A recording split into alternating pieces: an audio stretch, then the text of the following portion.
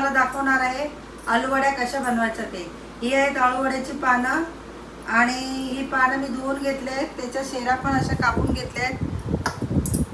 आणि त्याच्यासाठी लागणारं सामान सुकं खोबरं, कांदा, कढीपत्ता, मिरची, कोथिंबीर, लसूण, आलं. हे आता सगळं वाटून घ्यायचं आपल्याला. हे चण्याचं पीठ घेतले आपण आणि त्याच्यात आपल्याला हे 2 चमचे मी वाटण टाकत आहे. आता जे आपण वाटलं ते 2-3 चमचे टाकत आहे. वाटण असलं का आलूवडीला चव चांगली येते. आणि हे आहे तांदळाचं पीठ, ते पण मी याच्यात मिक्स करणार आहे. हे तीळ आणि हळद, मसाला आणि हे आहे चिंचेचं पाणी, ते पण याच्यात टाकायचं आहे आणि मिक्स करून घ्यायचं. हे झालं चिंचेचं पाणी टाकून. आता ह्याच्यात चवीनुसार मीठ टाकायचं. आपल्याला किती मीठ पाहिजे ते मीठ टाकायचं. आता हे सगळं मिक्स करून घ्यायचं.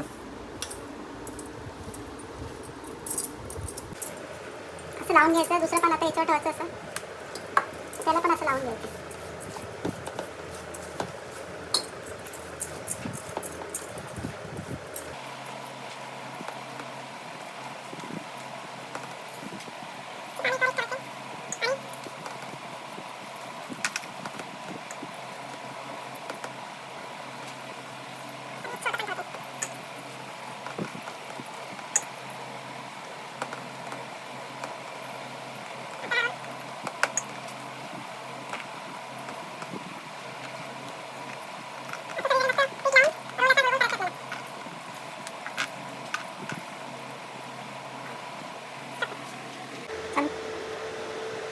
असं याला आपण बांधून घ्यायचं जागेने.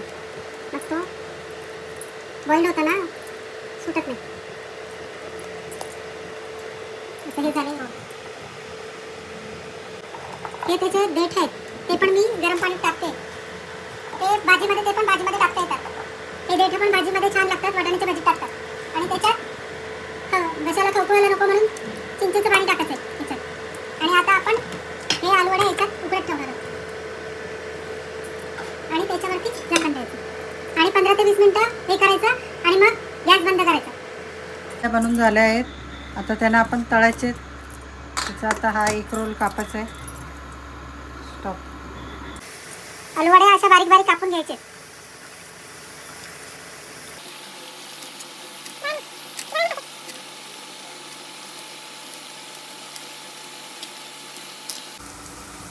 आलूवड्या तळत ठेवल्या आहेत. आलूवड्या तळून झाल्या आहेत, मस्त कुरकुरीत झाल्या आहेत. हे बघा.